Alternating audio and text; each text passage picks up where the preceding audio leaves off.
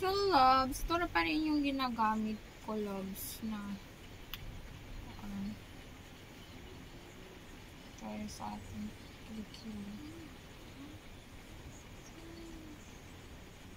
So, yan. Ito pa rin ginagamit ko. Matagal na tayo hindi nag-video at nag-update. Kaya ngayon, ayun, mag-update na naman tayo. Diba? Yun, higilin natin dito sa ating leeg part. Parang okay naman yung ating leeg part. Diba? Ako talaga na. Ano talaga yung bango niya sa ating skins. Diba? Sa ating kilikili power. Kilikili power. I'm in your Yan. face. Ayan o.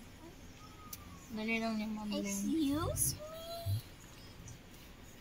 Kaya pa siya lang. Nakalimutan ko pa na mag-order nito ng panibago.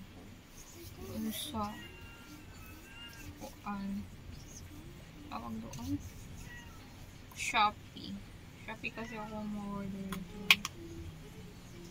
Natamad na kasi akong pumunta sa Watsons. Yun kasi sa Shopee napaka-convenient lang. Diba? Hindi mo kailangan umalis pa ng mga yan. So, doon lang ako mag-order. Pati yung ating dito, lagyan na rin natin para ma-moisturize yan. Ma-moisturize ang ating paa. So, yung isang part ng ating paa. Ang ating lagyan. Ang hingi ng pusa namin kasi yung pusa na yan, hindi siya pwedeng i-let go. Hindi siya pwedeng pagala-gala kasi nangangagat siya ng mga maliit na pusa, tapos mga maliliit na manok. Yeah. Mga sisiyo. Kaya naman, galit yung mga kapitbahay sa pusa na yan. Kaya inadapt ko na lang.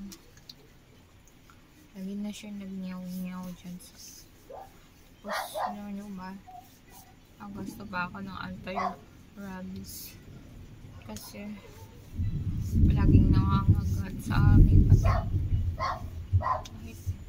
kahit tawag dyan, kahit pinulungan ko na nga yung pusa na yon, nangangagat pa rin, kainisan. So yan lang, update natin ngayon sa ating lotion.